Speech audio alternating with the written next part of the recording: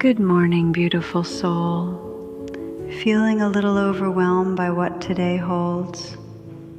Or perhaps you just need a moment of peace before the rush begins. Let's invite God into this new day together. Gracious Father, as I awaken to this new day, I thank you for the gift of life and the promise of a fresh start. I lay before you my plans, my hopes, and yes, even my fears for the hours ahead. Guide my steps, Lord, and open my eyes to see your will in every decision.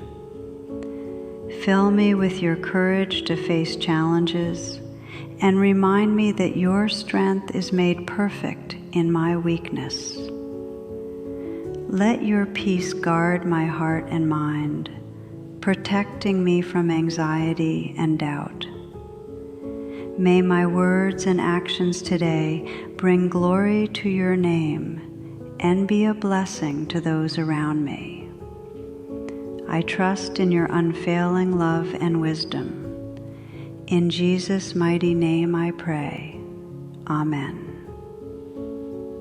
If you feel ready to conquer today with God by your side, type Amen in the comments. Share this prayer with someone who needs a boost today. Have a blessed and productive day. God is with you.